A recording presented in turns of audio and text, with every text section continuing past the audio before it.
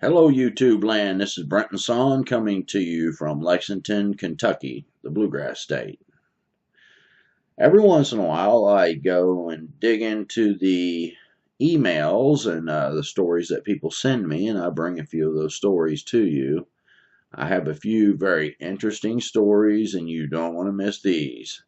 The first story is from a lady who doesn't want to be identified, and the second two stories are from a man who said, just call him Jay. So I want you all to listen to these stories that I guarantee you are going to be very interesting, and then give me what you think about them. I really hope you enjoy these, and thank you all for watching.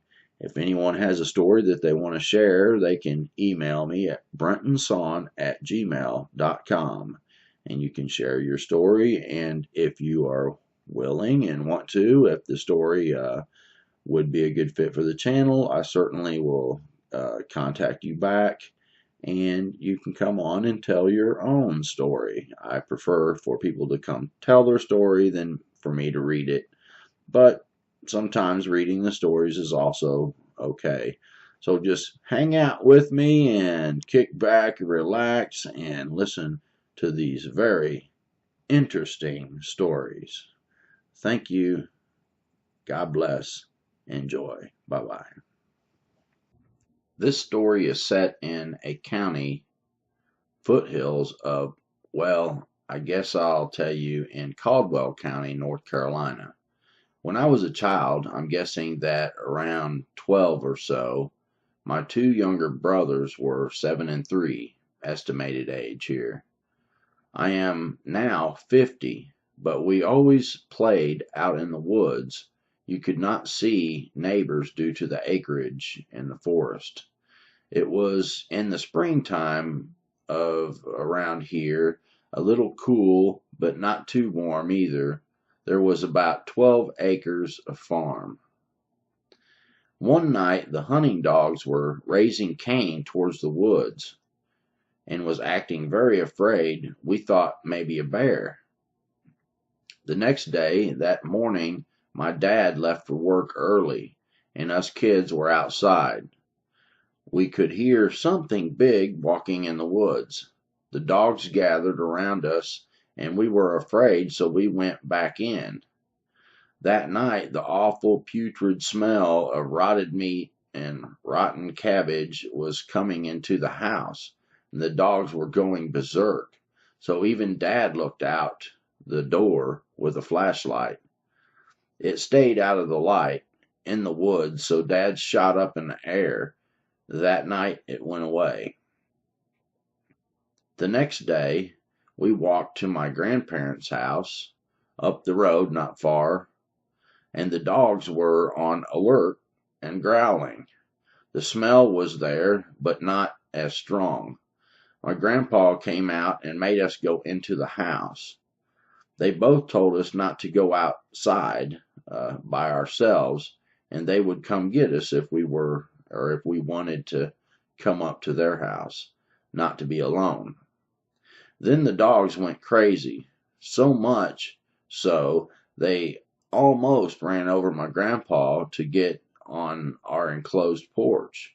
Then the smell hit, the sound of breaking branches. The dogs are terrified, and as were we. The smell was enough to gag us all. Grandpa got his gun and looked out all the windows. You could hear it. Never seen it. I heard my grandparents say, "That's not a bear. It's something else." I actually seen Grandpa seem afraid, and he told us to get away from the windows. Then Grandpa walked us home and talked to my mom. After this, the next day, Grandpa walked down with his gun and hunting dogs, and we were to help him get some firewood and feed the turkeys and the chickens, and the feed was kept in the barn. We did our chores, but as we went around the barn next to the woods, the sight we saw was not a good one. Our dogs were acting on high alert again, and Grandpa looked around, and there crammed, and I mean just jammed under the barn, was the body of a dog. Not one of ours, and not one of our neighbors. Grandpa had to tug hard 3 times to get it out, and a dog would have had to dig a hole to get under this barn. However, when he finally got it out, its head was missing, like it was torn off. It was a grisly sight.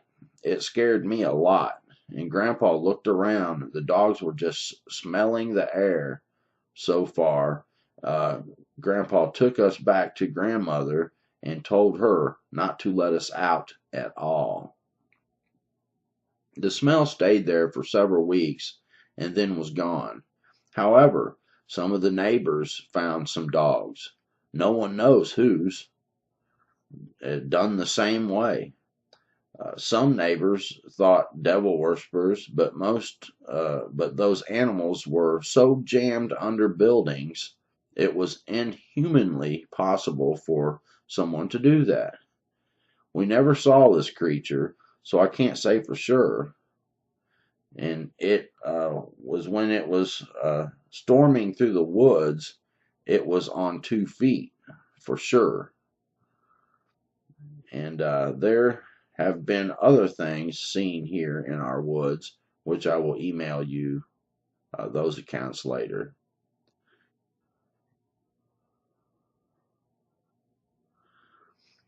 Anyway, it sounds really bizarre that this creature was either sending a message to the people, or it was sending a message to the dogs, maybe for being on high alert and growling and barking at them. But to take dogs and tear the head off of a dog and to cram it under buildings, and then these people not know whose dogs they are. Where did the dogs come from? Whose dogs were they? How far did these creatures, whether it's Bigfoot or Dogman or whatever it was, the breaking of branches and things like that, it just, and the smell seems like a Bigfoot, but where did they get the dogs? How far did they bring the dogs? And why would they kill them and stuff them under the buildings of the people who live in that area? That is one really bizarre story. That's for sure. What do you all think? Now, this story comes from a guy named Jay, and it goes like this. I had just moved from Tulsa, Oklahoma to Everett, Washington. I had made a new friend in the area through local pagan chat message boards and hanging out in various occult bookstores in the area. I get invited out to my friend. I'll call her S and her husband R and their son B. He gets invited out to their house on Vashon Island in the Puget Sound. Had to take a ferry to get to the island. Free to get on the island, but pricey as heck to get the ferry back to the mainland. But I digress. They owned roughly about 10 to 20 acres of heavily wooded land, and their house built on the property. I went to a big party they were throwing where we were all going to be spending the night on the island due to missing the last one of the ferries off the island that night. So as the party is progressing along, about 20 folks dancing around the bonfire, and half as many playing musical instruments and singing, we all stopped dead in our tracks, and the entire party went silent. We all heard something calling out in the night that sounded like it wasn't that far away. Something else called out to its partner, And then a third call came out. They all surrounded like they were in different directions and moving in closer to us. So basically, there was something calling from the right, something calling from the left, and something calling from behind the property. And they were calling to each other and moving in closer as they were calling so they could tell it was getting closer. And they were, in a message a little bit later, they were doing some kind of pagan type ritual type thing. And I asked him if he thought this might have been part of why they were coming in at them. Maybe they were attracting something that these Sasquatch didn't like, and he didn't believe that that was the case. This is when R and S and B, almost in unison, said we should move the party into the basement of the house instead of out here in the backyard in the cool October night air. So the party gets moved inside. She, S, went to the kitchen to refill her cocktail, and I overhear her saying to her husband that this is the last thing she needs to happen tonight. Intrigued, I asked her about it. When she came back into the game room in the basement, she only replied with, "They've been giving us a lot of trouble lately." That's when it sounded like all hell breaking loose in the backyard. Nobody left the safety of the basement for the rest of the night. The next morning, while having my morning coffee, I stepped out to have a smoke and see the aftermath of whatever these things were. Lawn furniture destroyed or up a tree. Her son's bike bent in half and up a tree a good 60 to 70 feet high. 3 entire panels of the wood panels to the fence ripped down and torn apart. But this makes me think that they were specifically wanting to come get us and got mad because we were not where we were supposed to be. I haven't spoke to them since. They finally moved to Connecticut. But the last time I did talk to her, she said that B's bike was still up the tree when the property was sold. I was kind of wondering maybe if this was dogmen, maybe it was Sasquatch, I don't know. But I do know that there are some reports from Ohio where there are the pagan type rituals and activity and stuff like that going on, that dogmen are seen even wearing the black hooded robes. And in one particular case, the people were in a car and they drove up where it's known to have that kind of rituals going on, and a dogman came out and it was wearing this black hooded robe, jumped onto the trunk of the car as they were trying to get out of there. It smashed the back glass in on the car, and they was able to get away and get home, and they ran in and told their parents, what had happened. And the parents didn't believe them until they came outside and the robe was hung in the glass of the car, on the back of the car, hanging basically over the trunk and what have you. So it makes me kind of wonder if that might have been dogmen, but it sounds kind of squatchy being the area that it's from in Puget Sound there on the island. Very interesting story. What do you all think? Now, this is another story from Jay, and I had asked him basically if he, thought it was the pagan activity that caused the Squatch to come and tear up the backyard that way. And I said, don't be offended. I'm just wanting to ask you this question. And he said in his email, he gives another story, but he starts it off with, I was far from offended by your question about the dog man and pagan activities, just not the kind of pagans I run with. Flash forward a few, and due to financial reasons, I'm living back in Tulsa. I met the great love of my life. To protect his identity, I'll call him Jay. so I assume that this guy is gay. Um, we decided to go camping at a local lake one weekend. We knew of a sandbar that has become an island when the water levels are low. So he and I rented a raft, the kind whitewater rafting is done in, and we looked up, we loaded up the tent, coolers, sleeping gear, and all the usable gear needed for a weekend on the lake. Just the two of us and my little dog Rico. We loaded up the raft and began to paddle our way to the island in the middle of the lake. Like I said before, you can't really consider it to be a real island year round, only when water levels are low. As we are paddling our way there in a rowboat with three guys, or as they're paddling their way there, a rowboat with three guys are trying to talk to us as they are rowing towards us away from the island. They warned us that there was something on the island and we shouldn't go there. Jay just thought they were all stoned or something and ignored their warning. We got there, set up the tent.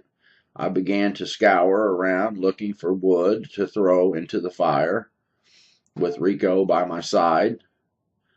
From out of nowhere, my dog takes off from a dead standstill to the tent, tackling Jay inside the tent as Jay was changing into something to swim in.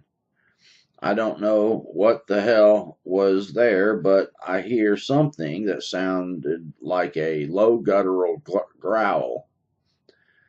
I come back with firewood and began to get our dinner going over an open fire. Every so often, Rico would look over in the direction of the small cluster of trees where we were when he hauled ass away from me, and he'd let out a bark, just a single bark, and he was not known for barking only once. Usually when he'd get started, he didn't shut up. This is when things began to get entertaining for the three of us. A log got thrown at us by the fire. Log was 6 feet at least and a good 6 inches in diameter. It shattered upon impact with the rocks on the ground, and it was all rocks. Well, we gathered up the larger pieces of the log to add to our fire, and we began to have a few beers and smoke a joint. He grabbed my guitar and began to strum on it. Whatever threw the log didn't like the sound of my guitar and began to throw small rocks at us. This freaked my dog and myself. I began to gather up our camping gear and pack up. We were going back onto dry land that night. Jay was arguing with me about it, and then a stone the size of a bowling ball got thrown at us, knocking my guitar out of his hand. Needless to say, that is when the argument stopped. We get into the raft and we get out on the open water a fairly good distance away, half a football field length, and we both began to shine portable spotlights back at the island where we just ran off. Neither of us saw what threw this next barrage of stones at us, but they were all really good-sized rocks. We couldn't paddle to shore fast enough. When it had thrown out that last rock that almost hit the raft, we both heard this thing roar. Okay, so the last rock was thrown, and then they heard this thing roar, and that's usually a very terrifying thing when it roars. We didn't say a word to each other the rest of the trip back to shore. Then we get back, and I am reaching under the seat of the truck to pull out a bottle of rum because that roar we both just heard was the same thing I heard back in Washington State. Now, that was back when at the ritual thing. So I guess when the things were closing in on them at that party, those things were roaring instead of just calling out. It was a roar. Three of them at the same time, moving in closer. I gave him hell talking about you invite me to a romantic weekend, just you and me and Bigfoot, not going anywhere with you ever again, kind of thing, all in play. He told me that he didn't think we could ever tell anyone about this because everyone would think we were crazy or on drugs or both.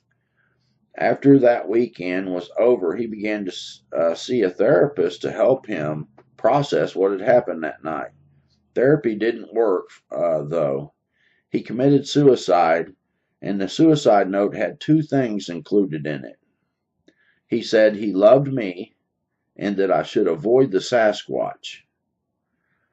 He has been gone now for a little over 2 years. I still wake up having nightmares of the night when boulders and trees were being thrown at us.